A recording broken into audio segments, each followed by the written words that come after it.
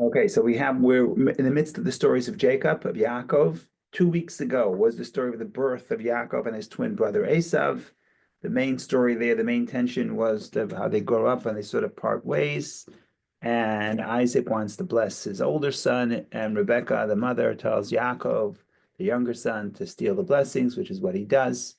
And then last week we read how he ran off to Haran for 20, he ended up staying there for 20 years.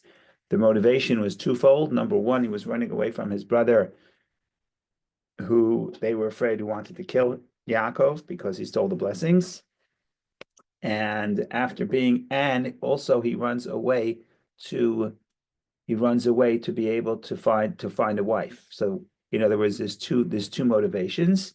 He ends up with 4 wives, and he ends up with 11 sons and a daughter. And in this week's parsha, he begins to head back to the land of Israel. Now we know the end of the story, but Yaakov doesn't know the end of the story. So he's very nervous about this potential encounter with his brother, who he stole the blessings from, meaning Yaakov was afraid because Yaakov was the one who was sort of on moral shaky ground. He stole the blessings. Also, he thought his brother may kill him. And the opening scene of the parsha is he dispatches messengers to greet his brother, and they come back, and they, instead of soothing his fear, they actually increase his fear. Now the question is, how come? We can talk about the details. And the big story here is the reunion of Yaakov and Esau in this week's parsha. And then the second half of the parsha is also a tragic story. Well, the first half is not tragic. The first half is reunion. Second half is tragic. Dinah, Yaakov's son, is abducted and raped, raped and then abducted. And then the sons of Jacob destroy the entire city of Shechem to release their sister. So that's sort of a very difficult story, especially when Jacob is trying to come back to settle in the land, and it doesn't really work. So that's something to think about. And this, at the end of the parsha, we go into some history of Esau, Yaakov's brother Esau, sort of the whole story of the descendants of Esau, and then sort of Esau is sort of off the story. Now we go to Yaakov and his sons, and next week is the story already of Yaakov's sons, and it's the story of Joseph and his brothers, and how the brothers are jealous and they sell Joseph, and that's sort of the last quarter of the book of Genesis. So that's just putting us generally where we need to be in the introduction to the introduction to the nutshell. Now we'll do as we do. We'll share the nutshell, we'll read it, see what happens. Okay, what do we got here?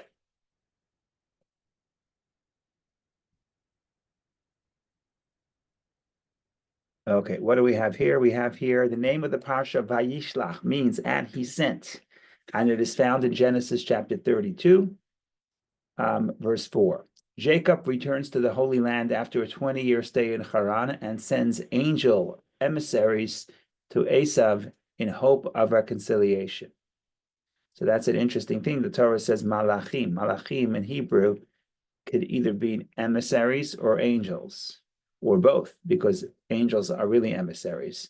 So here they translate it the way Rashi does, angel emissaries for malachim. Okay. But the messengers report that his brother is on the warpath with 400 armed men. Right? He's got a militia. He doesn't go anywhere alone. Esau, he's got 400 men with him. So Yaakov takes that as that Esau is still hostile to him. So he's very nervous. Jacob prepares for war, prays, and sends Esau a large gift consisting of hundreds of heads of livestock to appease him. Okay. That night, Jacob ferries his family and possessions across the Yabok River. So Yabok River is now in current-day Jordan. So Yaakov is coming back from Haran, which is probably in Turkey, the border of Turkey and Iran, and he's coming west. He's coming southwest, and he gets to a certain point east of the Jordan, and there's this river Yabok that separates him from the land of Israel. Well, not really from the land of Israel. He's going south to cross the Israel. He also has to cross the Jordan to go west. But in any case, he's going south, and his brother Esau is on the other side of this little river. He, however, remains behind, so he ferries his entire family and possessions over the river from north to south. He goes back. He remains back. He goes back he remains alone for whatever reason and encounters the angel that embodies the spirit of Esau. Okay, we know that we figure that out from the story, but initially it just says he met a man and he struggles with this man with whom he wrestles until daybreak. Jacob suffers a dislocated hip, but vanquishes the supernal creature who bestows on him the name Israel, which means he who prevails over the divine or rules over the divine, Yisrael. So we could talk about that, the name change from Yaakov to Yisrael. Today, the name Israel is the more common name that happens. This name shift happens in this parsha. Very mysterious story. He meets a man, he fights with the man. It's very unlike the Bible. Most places the Bible doesn't get mystical like this. It talks about angels, but it's an interesting story. We'll have to get to that. In any case, Jacob and Esau meet finally. Now, it's a surprising meeting because I think the person most surprised about this meeting was Jacob himself, because Yaakov and Esau meet, embrace, and kiss. So it's emotional and it's heartwarming. The thing is, it doesn't last, but part ways. Why they part ways? We can talk about that later. Jacob purchases a plot of land near Shechem, whose crown prince, also called Shechem, abducts and rapes Jacob's daughter Dinah. Dinah's brothers Simon and Levi avenge the deed by killing all male inhabitants of the city, after rendering them vulnerable by convincing them to circumcise themselves. Also an interesting story. Jacob journeys on. Rachel dies while giving birth to her second son, Benjamin, and is buried in a roadside grave near Bethlehem. Reuven interferes with his father's marital life. Jacob arrives in Hebron to his father Isaac, who later dies at age 180. Rebekah has passed away before Jacob's arrival. So now we get to the conclusion of the story of Isaac and Rebekah. It's interesting that Isaac did not pass at the end of this parsha. If you do the math, Isaac lived well into the next story. Isaac has seen the story of Joseph being sold as a slave. But for the purpose of our discussion, we want to finish the story of Isaac and Rachel, and that's why it says that he passes away, even though it's not in the chronological order. Our parsha concludes with a detailed account of Esau's wives, children, and grandchildren, the family histories of the people of Seir, among whom Esau settled, and a list of the 8 kings who ruled Edom, the land of Esau and Seir's descendants. It's a very long 7th reading, and it gives us all the names of Esau's descendants. Seemingly, it's a little bit irrelevant. Maybe we'll talk about that as well. Okay, so that's the story. The big story is now the reunion, Yaakov and Esau, and the preparation for the reunion, and the actual reunion and actual embrace. And then maybe a little bit surprising is the fact that if the reunion is so emotional, it doesn't last. It's just temporary. They meet up, they hug, and then they say, have a nice day, I'm moving, right? It's like you have a very good Thanksgiving dinner, and then you say, for the sake of peace, everyone should go back home, and we should meet again, maybe next year for Thanksgiving. Or you'll see in the story, Yaakov says, I'm going to come visit you again. And the sages say, yeah, he's going to come when the Messiah comes, which was about 3,000 years later. So I see you had a great Thanksgiving dinner. I'll see you in 3,000 years. We'll talk about what this all means, the simple interpretation, but also the mystical and historical. So we have a lot to do. In the meantime, questions, comments, jokes, disagreements, please don't hesitate to share. And we're starting to get warmed up. I'm just going to look for the actual text of the parsha so we can have a reference point, and then we will get into the thing.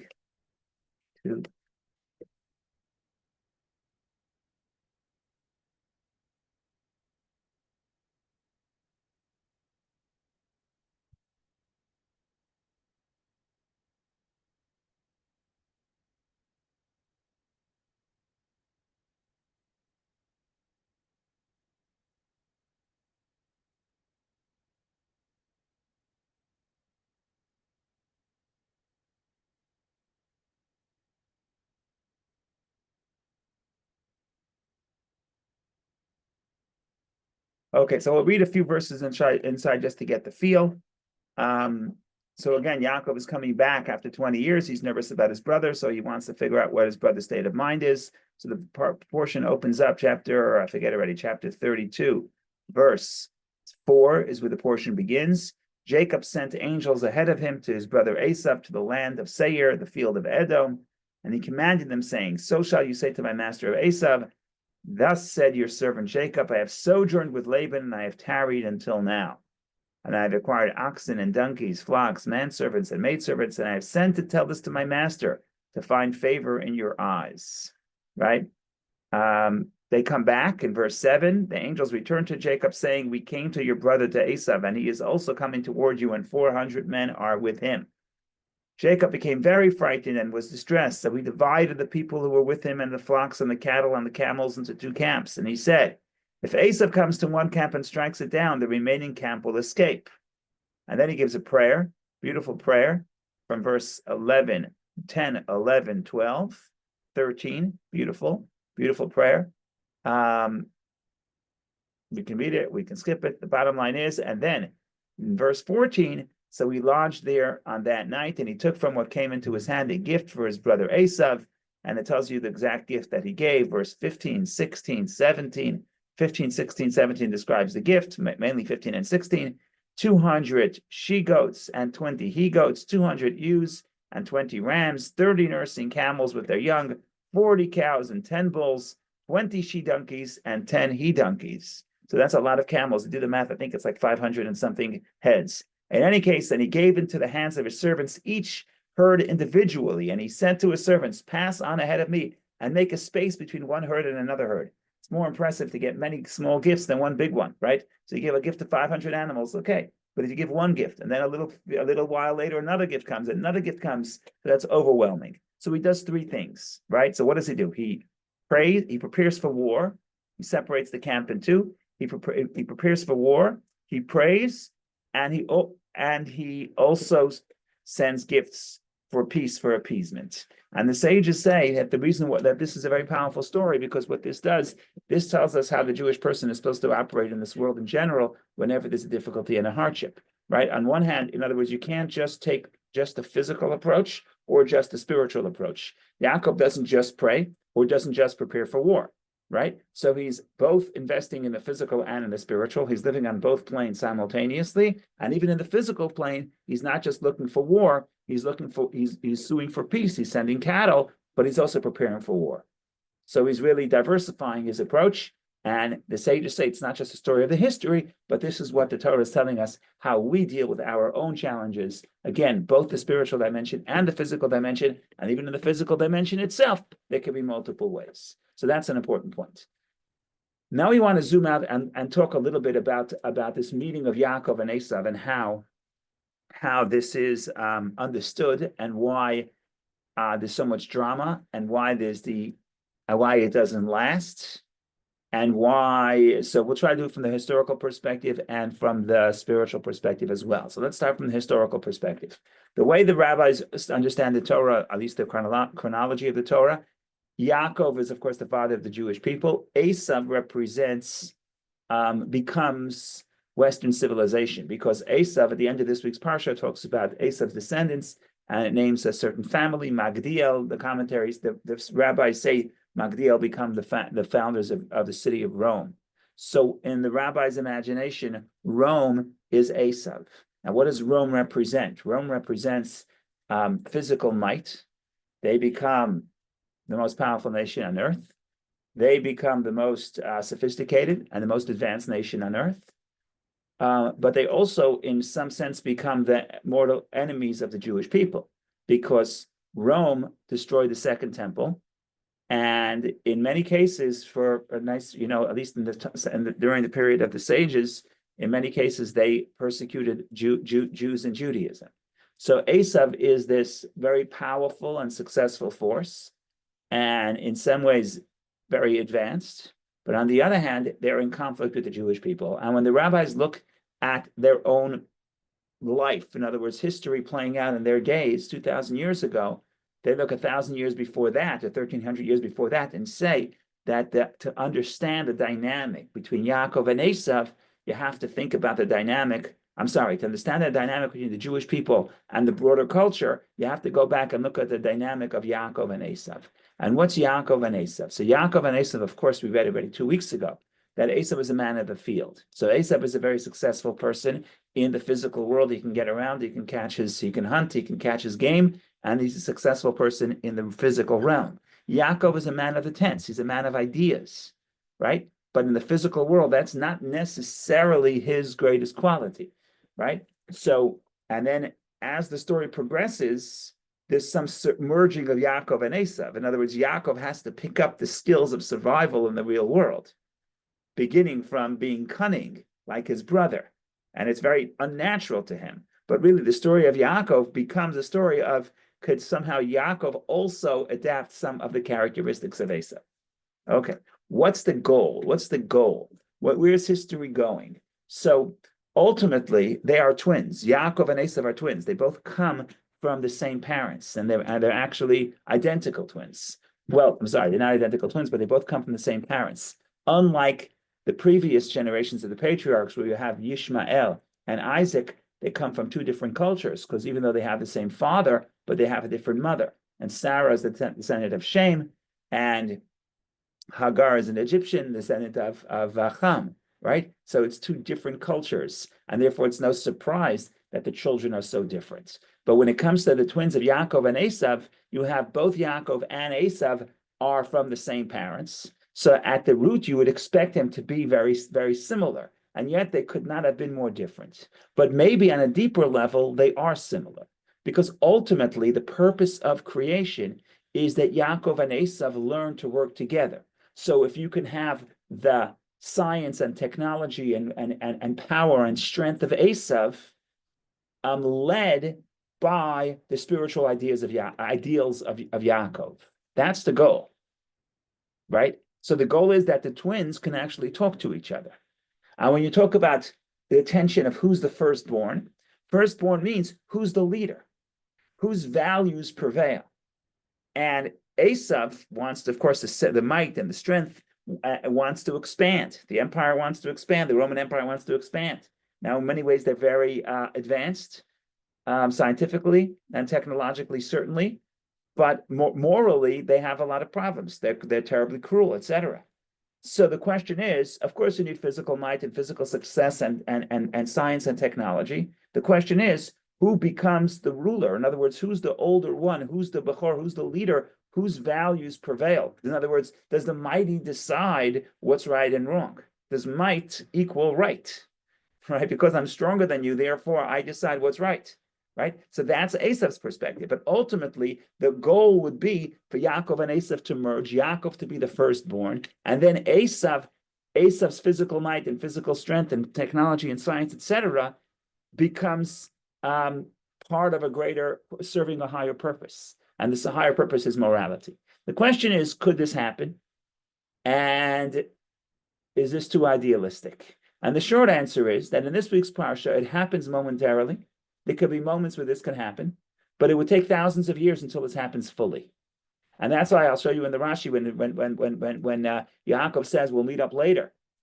And the Rashi says he never met him. He never went to Seir. He said, I'm going to come to Seir later. He never came. So Rashi says, because the prophet Ovadia, which is another whole story because he's a descendant of Esau, he's a convert. Prophet Ovadia, coming from Esau, he prophesizes, and the conclusion of this week's Haftorah, the section of the prophets, he quotes the verse, and he says the verse, Rashi quotes it, at the end of days, people from Mount Zion will go to Mount Seir, and then God will reign the king.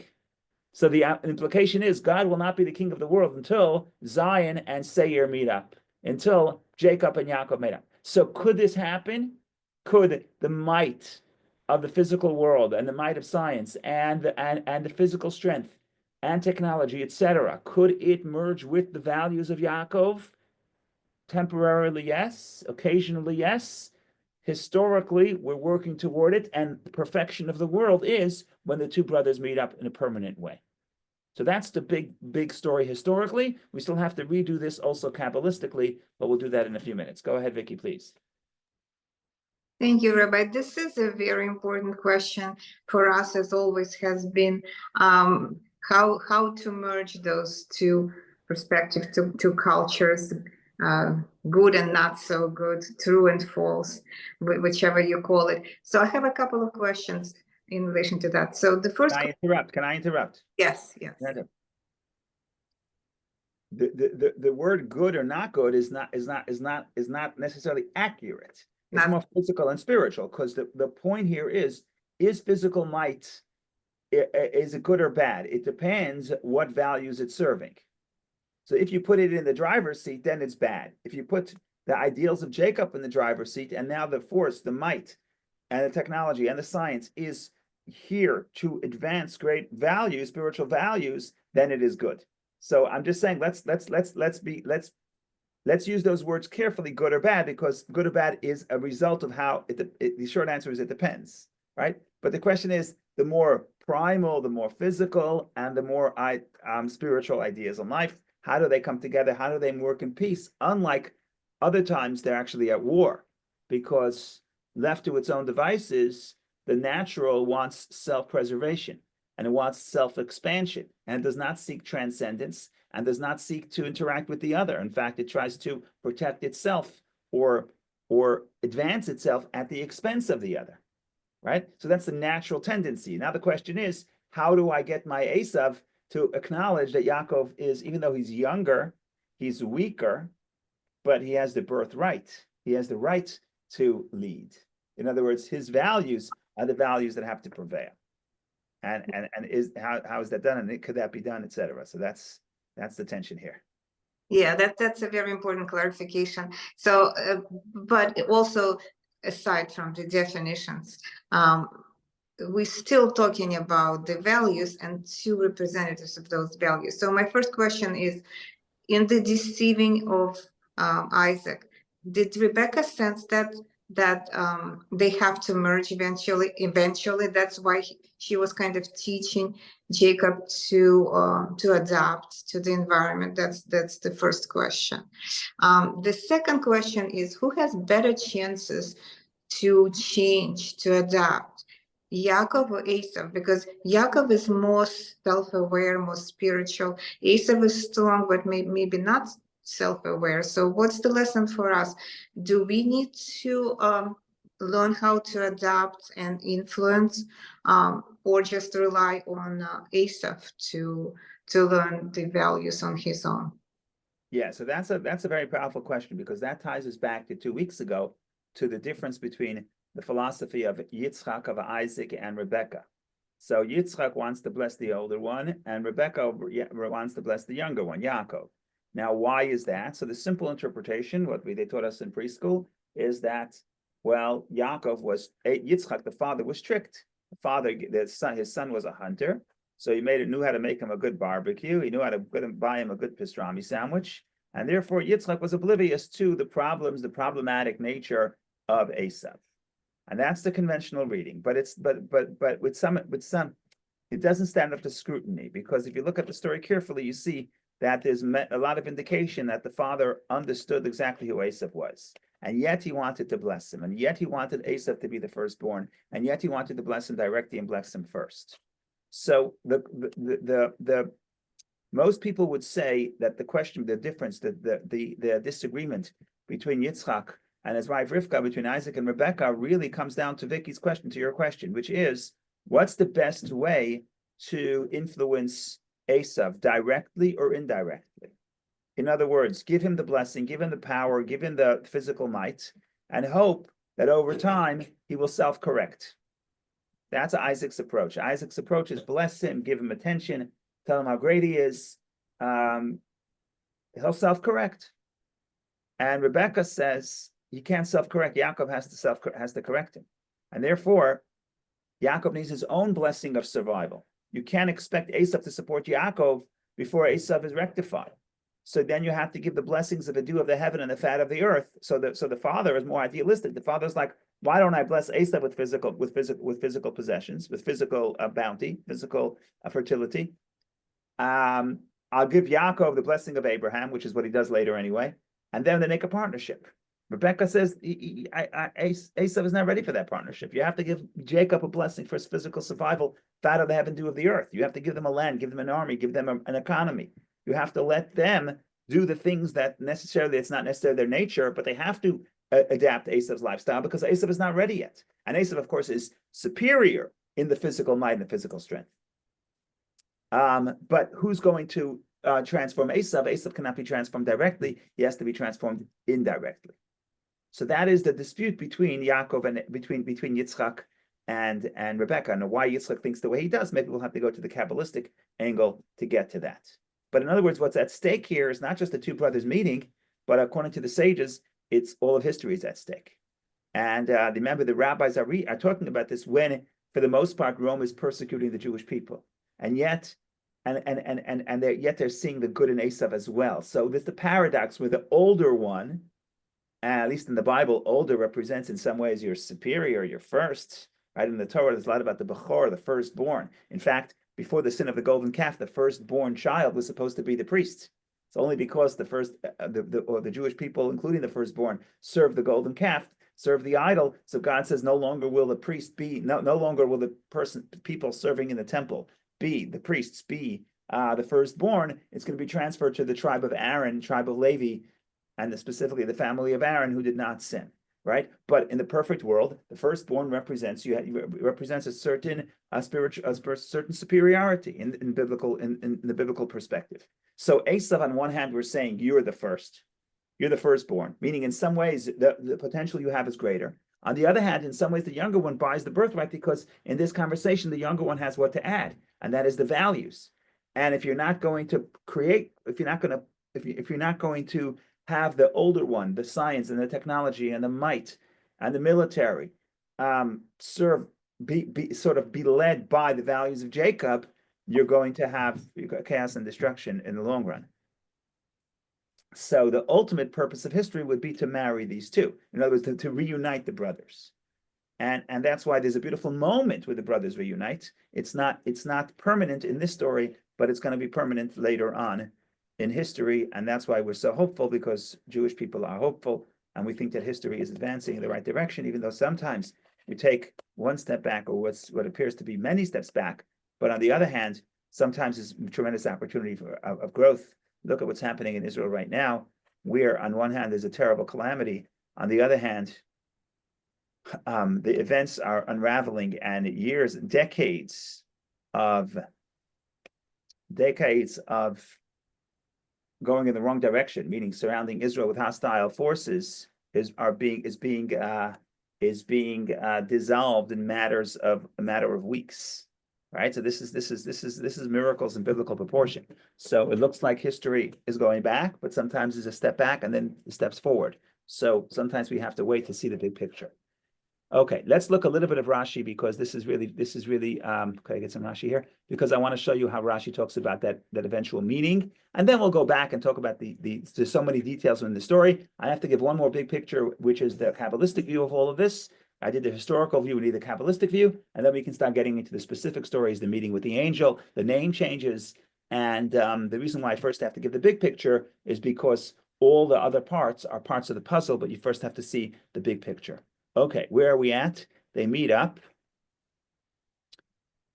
Did I share the screen? No, not yet. Okay.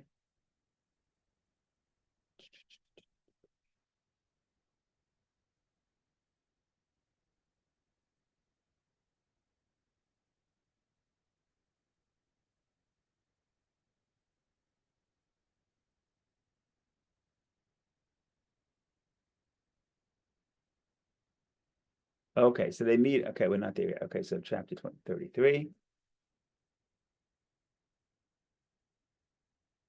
Okay, beautiful verses. Why not? Jacob lifted his eyes and saw, and behold, Esau was coming, and with him were 400 men. This is chapter 34. So we divided the children. Okay, we're going to skip these verses.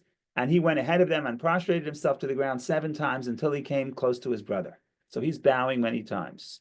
Esau ran toward him and embraced him, and he fell on his neck and kissed him, and they wept.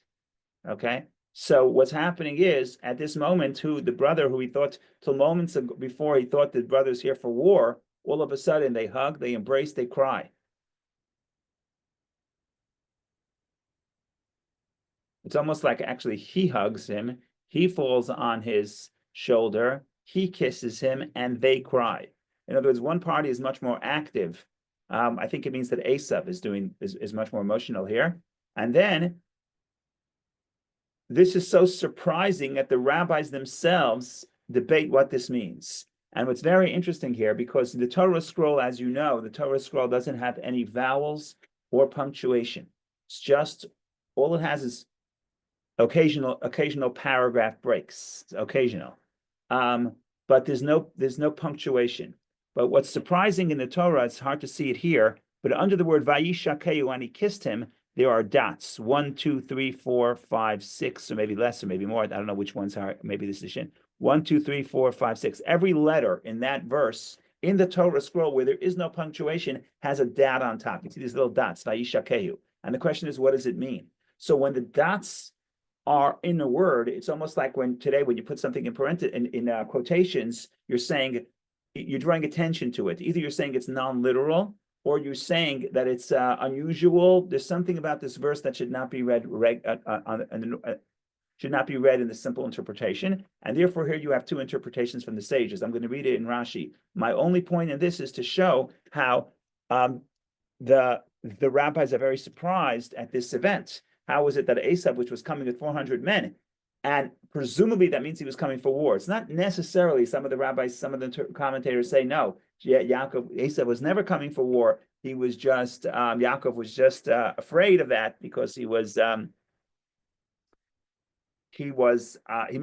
Esau. But other people say no. Esau was coming for war. Esau was transformed at this point. So let's read Rashi and embraced him. Meaning Rashi says, who embraced who? He embraced him, meaning Esau embraces Yaakov.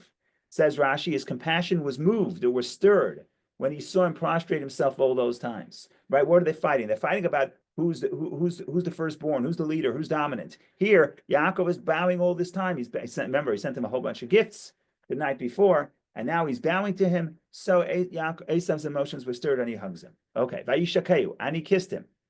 Says Rashi, quoting the Medrash, there are dots over the word. Every letter in the Torah, which is completely unusual, there's no punctuation, but every letter in the Torah has a dot over this word.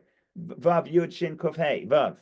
There is controversy concerning this matter in the Baraita of Sifri. In other words, the Medrash itself debates what are we supposed to do with these dots? How do we interpret the dots? Some interpret the dots to mean that he did not kiss him wholeheartedly.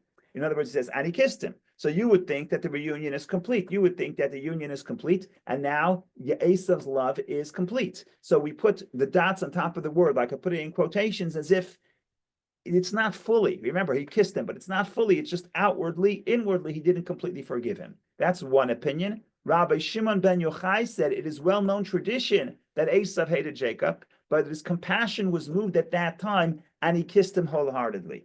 So Rabbi Shimon bar Yochai, which is fascinating because Rabbi Shimon bar Yochai himself was persecuted by the Romans. And again, when the rabbis talk about the Romans, talk about the Esau, it's all the same. It's synonymous. Rabbi Shimon bar Yochai had to hide in a cave for 12 years because of Roman persecution. But Rabbi Shimon bar Yochai says, yeah, Esau hates Yaakov. But at that moment, the kiss was wholeheartedly. The kiss was complete. So then they have this conversation back and forth. And Esau says, wonderful, let's get along. Let's go live together, right? So thereupon he says Esau, travel and we will go, and I will go alongside you. Let's travel together. Yaakov says, and he said to him, my master knows that the children are tender, and the flocks and the cattle, which are raising their young, depend upon me. And if they override them one day, all the flocks will die. In other words, he's saying this guy, Esau, is a man. He's here alone. He has 400 men. He has a militia. It's very easy for him to travel. He says, I got young kids. I got cattle.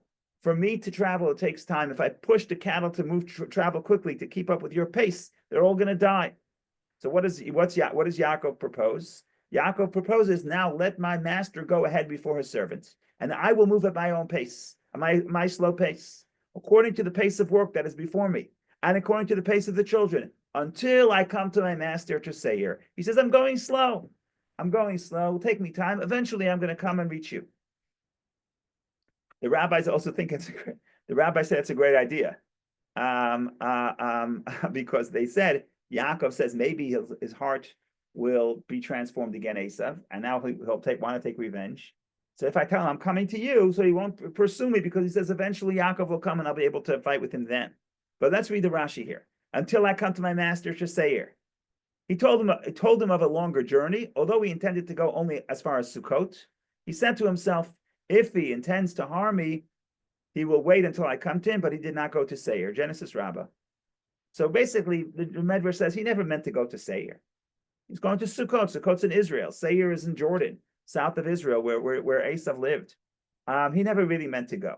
Question is, how could he lie? The guy said he's going. So here's a beautiful Rashi. He says Rashi, will he quote the Medrash?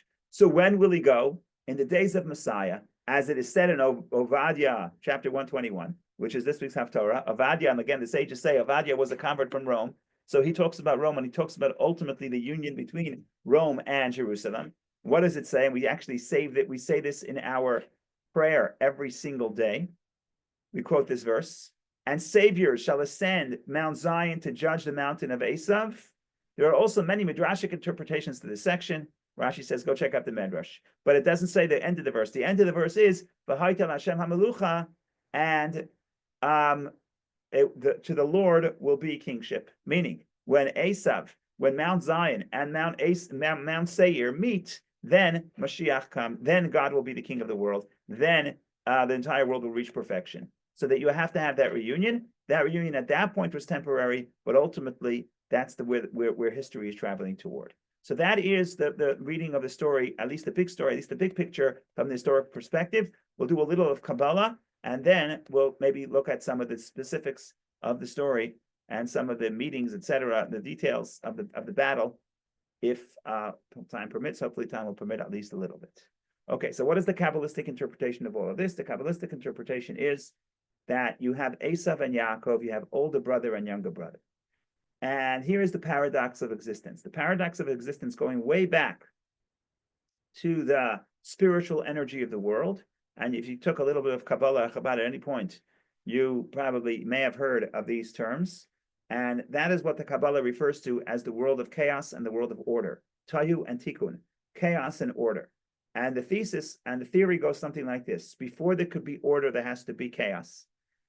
The first thing you have is powerful energy, but the energy is not channeled properly. And the energy, most importantly, the energy cannot, the word I'm looking for is the energy cannot be tamed to the point that it can interact with the other energies. And therefore, each energy is on its own and is dominant. And eventually, what that will lead to is a clash and what the Kabbalah will refer to as the shattering of the vessels, which ultimately causes chaos.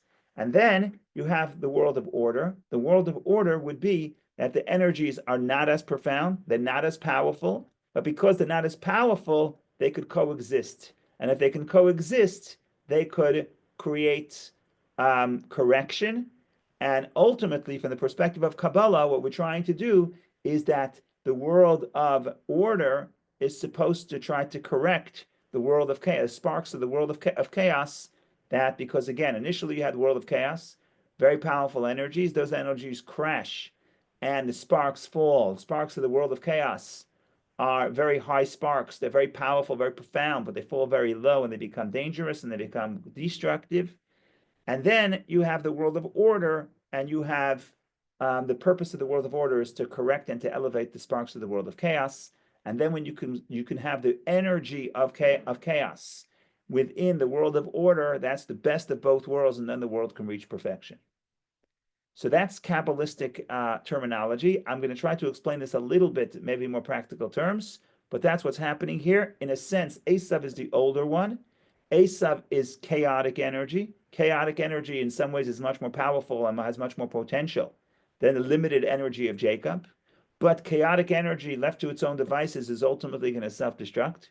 And you need to have the world of order, which implies lesser energy and more humility and more of the various energies working together, collaboration of the various energies to create order, and then ultimately to channel the world of chaos to the world of order. So if this makes no sense, it's because it's Kabbalistic terminology. I'm going to try to explain it a little bit, but if somebody wants to comment on what I just said, if you want to say this makes sense, this makes a little bit of sense, makes no sense, help me out here so I know where I'm going. But in short, it's going to be the reunion of Yaakov and Esau is going to be the reunion of chaos and order.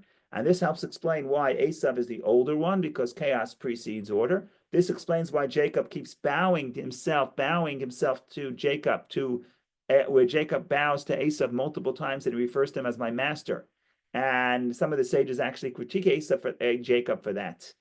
But from the Kabbalah's perspective, the world of chaos is the master. I'll try to bring an example of two. And nevertheless, Jacob has to be the one to channel Esau. So everything we said before about the historical perspective, in some ways it's the same thing, but it's cosmic, and it's also personal within the person, as we will discuss. So the best example is to think about emotion versus intelligence. Think about emotion. And when a person has emotion, when emotion is very powerful, emotion is all consuming, right? Let's say I'm in love completely. Let's say I hate, or I'm repelled by something. I hate completely. The more passionate I am, the less I see nuance, and the less I see the ability to collaborate with somebody who disagrees with me. Right? So imagine you put 10 people in a room, and one person believes in kindness with a full passion. You have to be kind to everybody. And the other person believes in judgment with a full passion. And he says, you only give people what they deserve. And each one is really intense about how they feel. What's going to happen is ultimately they're going to crash. They're not going to be able to come to a middle ground. They're not going to be able to compromise, not because they're bad people, but because their energy is so intense. So intense energy of emotion creates chaos. And in my own personal life, when you have passion, it's a beautiful thing, but passion that left to its own devices could be self-destructive. I love this so much. How much do you love it? I don't know. But if you keep turning the dial and you keep picking up the love to the extreme, what's going to happen is, and keep adding fuel to the love, ultimately it's going to be self-destructive. No way, there's no way it cannot happen. Right? I love you so much, so we have to be one. I love you so much, so I always have to go with you. I love you so much, so I have to control you. Right? There's always, if you dial it up too much, too intense, there's going to always be destruction. And it's not just love, it's also the other direction. If you're too judgmental, you're also going to lead to destruction. So that's emotion. What happens in the mind? In the mind, even if I think some policy is the right policy to do, but if you take away emotion, everything becomes more relaxed. It's much more cold.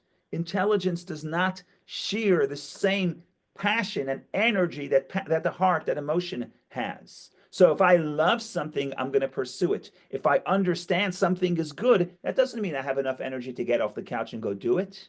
Right? I understand I should do this. So what? If I want to do it, if I feel that I want it, if I love it, then I'm going to do it. So in other words, here you have the question of what's more powerful, the heart or the mind. Ask somebody, what's more powerful, your heart or the mind? So in some sense, it's for sure the heart. Because if I understand I want to do something and I don't have motivation from the emotion, I'm not going to get anywhere. On the other hand, if I just follow the heart, I'm going to crash into the wall eventually, unless I have, first of all, the mind. But what the mind does, the mind says, yes, you love, but don't love in every situation. Give the person some space. Yes, you have to be judgmental, but sometimes you need compassion, right? Let's say you have to spend, but sometimes you have to limit how much you spend. In other words, and what the way the mind does this creates integration between the different forces within the different forces between the person. The way it creates that integration is specifically by having less energy, because the mind has less energy than the heart, because the mind is order and the heart is chaos. And chaos always comes first, and chaos is always much more passionate. Right? The old example that I used to say is, if you buy yourself a sports car that gets 0 to 80 in 1 second. Okay, so you have this car; it's a perfect car, but it's just missing one component. It's missing the steering wheel. Missing the steering wheel, you're going to crash. On the other hand, you can have the perfect steering wheel, but you have no engine. So you're in the right direction, but you're never going to get out of the driveway. Right? So the emotion is the passion, is the chaos, and the mind is the order, which sends you to the right direction, which helps you direct and navigate those emotions. And now, from the Kabbalistic perspective, we each have a Yaakov, we each have an Esau. Who's the leader? Who's the firstborn? Esau is the firstborn. chaos precedes order. Even a child, when a child is very young, when they want something completely. Even if they want a candy, the world is going to come to an end. They're just going to cry. Why? Because they're emotional. They don't have the ability to say, yes, you like it, yes, you want it, but it's not the most important thing. Maybe you'll have it later. You don't need it right now, right? That's the mind tempering the emotion. And the mind also, a result of that tempering of the emotion is also you could build something, and you can actually have an integration between different emotions. And that's how you live a life of order, not a life of chaos. On the other hand, never underestimate the power of the raw emotional energy of the world of chaos. Without that, we can't get anywhere. Now, cosmically, according to the Kabbalah, the negativity in this world originates in the world of order, of world of chaos, which means that it's very deep, powerful energies from Hashem. Those energies crash, they fall down, and then you have that passion is in this world, but in this world it's in a fallen state, and therefore in this world the passion could be directed to negative things. And our job, Jacob, the Jewish people, is to figure out how do we take the passion of the physical realm of the world, of the animal soul, of the biological soul. How do we take that passion but have that passion directed with the force of order, which is the force of Jacob? And then you can get both parties to meet, and then you can get both brothers to meet, and that's where the purpose happens. It's not physical, it's not spiritual, it's the combination of the two, where the physical ironically, the physical certainly has a higher source and has a lot more potential than the spiritual, but the physical has to be directed by the spiritual. So that's, again, this is true historically, it's true Kabbalistically, it's true within the person's soul. Once you understand that, you can understand all the other stories in the Parsha. In other words, the sub-stories, the subplots of what's happening here. We're talking about not physical, not spiritual, but merging of the two. And in that relationship, we understand that each one has an advantage. The physical / Esau / world of chaos / emotion is firstborn in the sense that it's primal, it's first, but it's also much more passionate and has much more potential, has much more force. But the second one has less energy, less passion, less strength, but it has order. Because it has less energy, it could now think about this logically. It could know when to employ this emotion, when to employ a different emotion, when to tell this emotion sit down and bring another emotion in. It's like if you have a same company and you have 10 people and each one's pulling in another direction, you have to have somebody who could tell each one, now is your turn, now is your turn, right? If you're trying to run a country and you have a minister of war who wants to go to war and bomb the whole world, and then you have a minister, they have a foreign minister who wants to do diplomacy and just talk to the whole world, right? If you're going to follow any one of them, you're going to have chaos.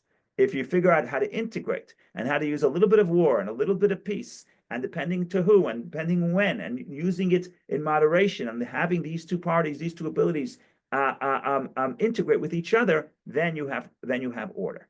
But that comes from the ability for each one to be a little bit more humble and say, I understand, even though I feel about this very strongly, but there's other ways of doing things, and sometimes I have to let somebody else come first. Okay, this is just a little bit of introduction. We have 6 minutes left. Now we can study the Parsha. Okay, go ahead.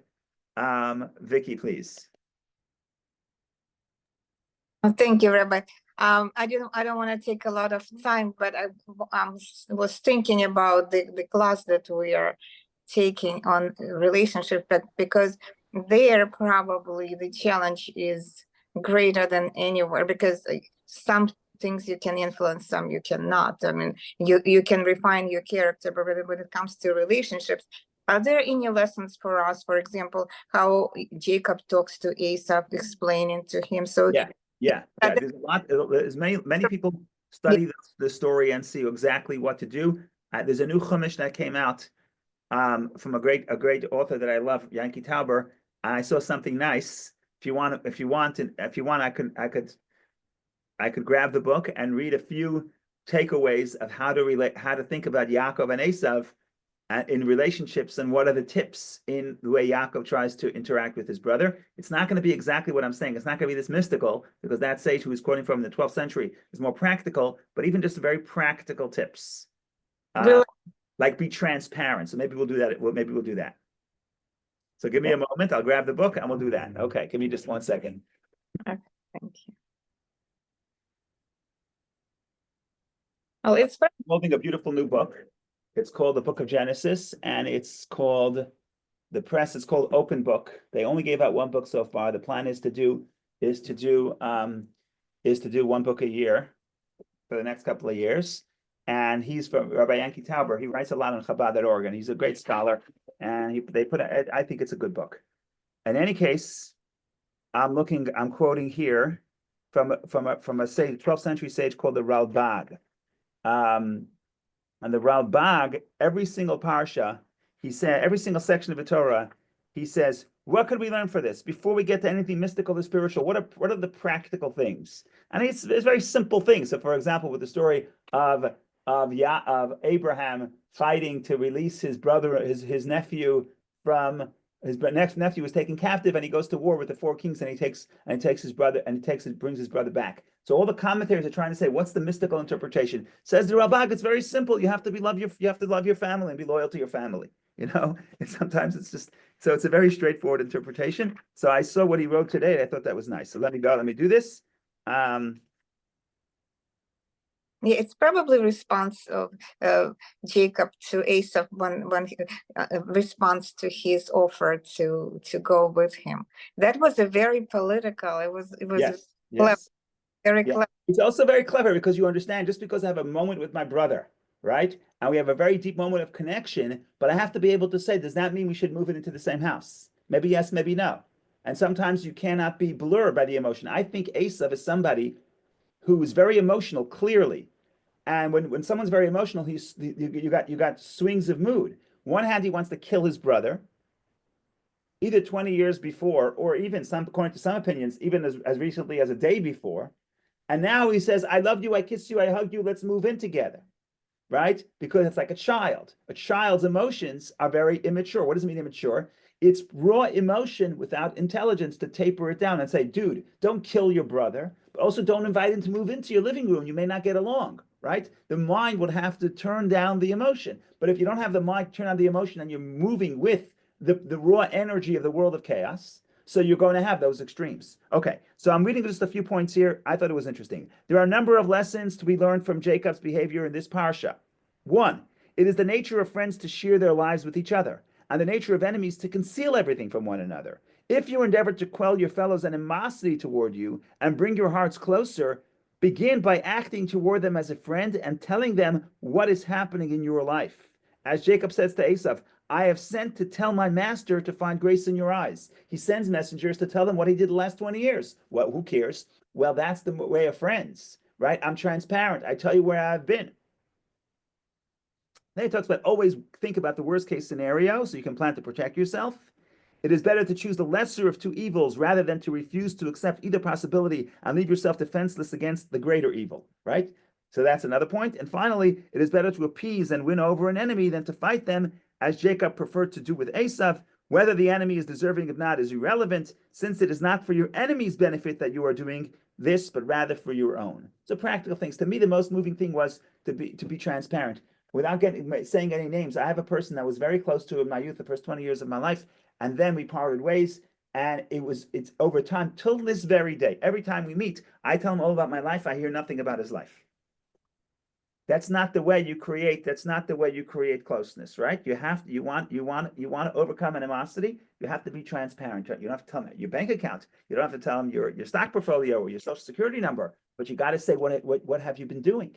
You have to share, and sharing of yourself is what's going to bring that closeness, and that's what Yaakov does. Okay. It's 1 o'clock, so we don't have a lot of time, but I just want to take maybe 1 more minute and talk about the Yaakov fighting with this angel. There's this mysterious angel that Yaakov is fighting with. It turns out that it's the minister of Esau. All kinds of ways of reading this. One beautiful way of reading this is that before you meet the Esau that's outside in the world, you have to meet the Esau that's within yourself. Because the verse says, Yaakov remained alone, and a man wrestled with him till the morning. The sages say, who's the man? The man is the angel of Esau, the guardian angel of Esau. 1 second. How did the man, how was the man there if Yaakov remained alone? Yaakov remained alone. How was Yaakov there alone? So that leads the Kabbalistic interpretations to say, of course he was alone. And the guy he's battling with is not some real person. It's within himself. I have the Esau within myself. I have to make the peace within myself between the material and the spiritual before I could hope to do so in the broader world.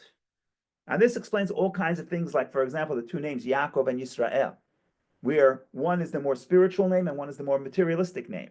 And when you have the previous generations, when Abraham had a name change, God says, no longer will your name be Avram, will be Avraham.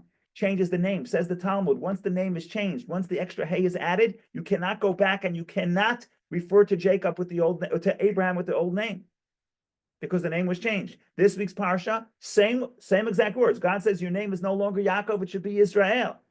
And yet, we refer to him as Yaakov as well. The Talmud says, how come? The answer is because the Torah does. Torah also refers to him as Yaakov afterward. That doesn't help answer the question. It just moves the question from us to the Torah. But the mystical interpretation is, you need Yaakov, you need Yisrael, you need physical, you need spiritual, you need Yaakov, you need Esau. It's the same story. It's all the same theme. It's all the same thing within yourself and within the world. It's not about just being spiritual or just being physically successful. You have to have the merging, not I want to say merging, you have to have both of them working together, and the leadership, in other words, the goal, the values have to be Israel. The values have to be spiritual. And that's within yourself. And then within the broader world, the same story plays out with Yaakov and Esau, with the Jewish people and Western society as a whole. Western society is all physical. How to get to space, how to get the most powerful military, how to create the best economy. These are all wonderful things. They're wonderful things if they are in service of morality, if they're in service of justice. If they're in service of self-preservation, they become destructive. So that's the story in short that really overcomes the last 3,800 years of history. So you got a crash course in history, where we're coming from, where we're going to, both collectively and personally. Thank you all for joining. Have a wonderful, wonderful, wonderful day. Comments, questions, please share. This is, ladies and gentlemen, the story. In short, I'm stopping.